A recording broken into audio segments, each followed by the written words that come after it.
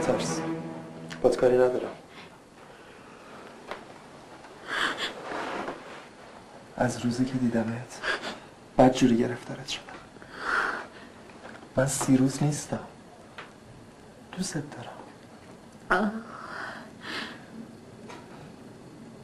اشکا شیوار نکشته مگه نه؟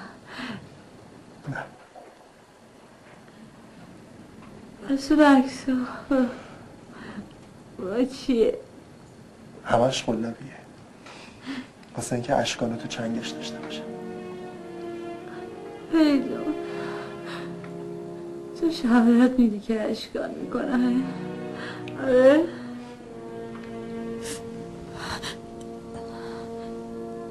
تو میگی که عکسای چار کردن شیما چجور بوده؟ ها؟ شیما با قرصایی که خورد از شر خودش خلاص شد. سیروسم از مرگش سوء استفاده کرد. اشکانو با قرص و آمپول بیخیالش کرد. بیلو داد دستش رو.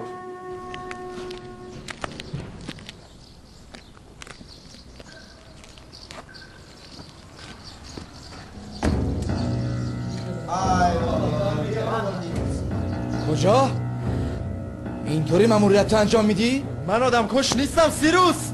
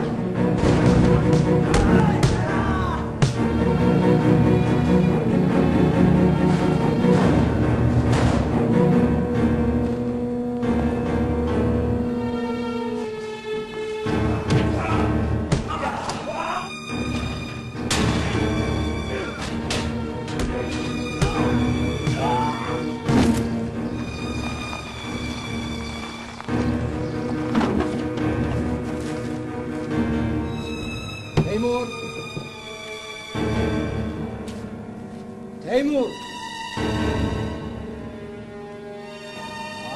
کدوم گوری هستی؟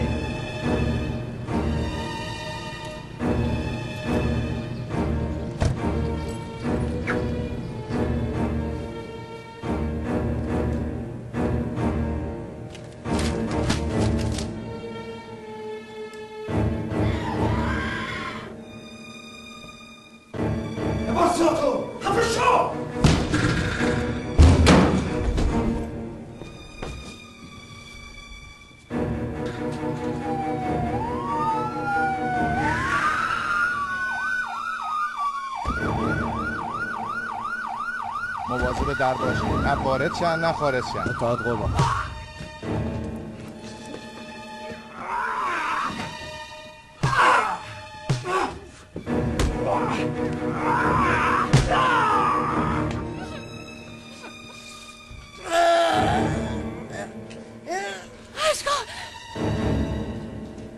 اشکان برش کن، داری خفش میکنی اشکان. نامرد حقشه. آره حقشه ولی نه به وسیله تو. این قانونی که تصمیم میگیره. برش کن داری خفش میکنی اشکان. دست نگه دارین. گفتم دست نگه دارین.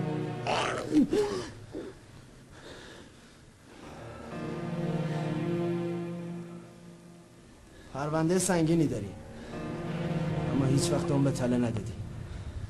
اما این بار با قتلایی که مرتکب شدی و مدارکی که دست ماست هیچ راه فراری نداری. ببرش.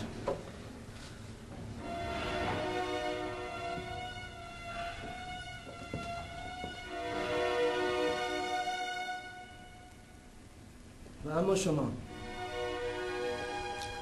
از گفتگوهای ثبت شده توسط موبایل استنباط میشه که شما کاملا بیگناهید. البته در این مورد مقامات قضایی تصمیمشون رو به شما ابلاغ میکنن. از نظر ما شما میتونین با دادن وثیقه آزاد بشین، البته به شرط خارج نشدن از محدوده تهران بزرگ تا وقتی که برگه احضاریه به دستتون برسه.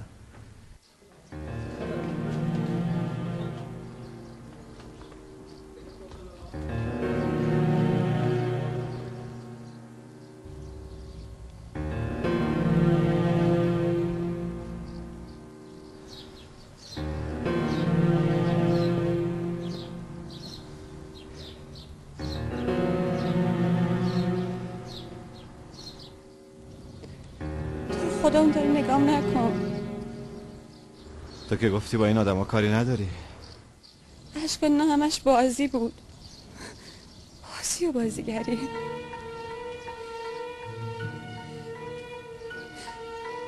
آره؟ پس اینجا چی کار میکردی؟ حتما هنوز دنبال فیلم سازی هستی، نه؟ خب هم آره هم نه.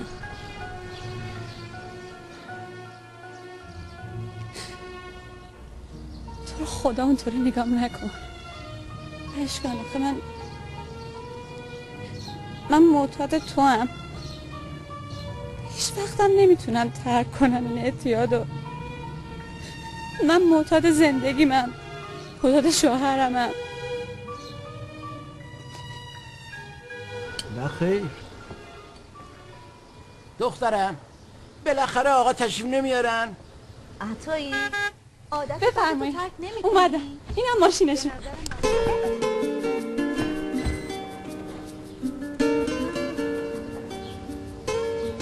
از محبت خارها گل می شود.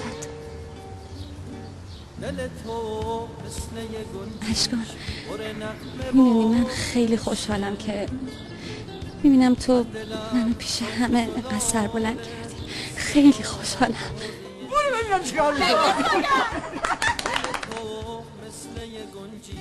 دوباره روز از نو، روزی از نو. همه اون چیزایی که هیچ وقت پیش بینیشو نمی کردیم اتفاق افتاده بود و ختم به خیر شده بود، الا یه چیز، و اون پروژه دانشگاهی من و سارا بود که بعد از این همه ماجرا هنوز به نتیجه مشخصی نرسیده بود.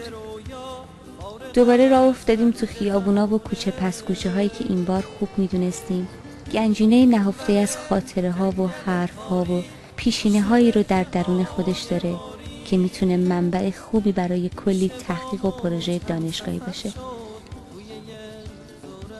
در این میون چیزی که همواره باعث تأسف من و اشکان بود بلایی بود که سر شیما اومده بود و امیدوار بودیم که دیگه هیچ وقت در هیچ کجای دنیا برای هیچ انسانی از این کره خاکی اتفاق نیفته. میشه پر بگیریم از خاک بپریم تا کهکشون ها، من و تو مثل دو بالیم روی سقف آسمون ها. میشه پر بگیریم از خاک بپریم تا کهکشون ها،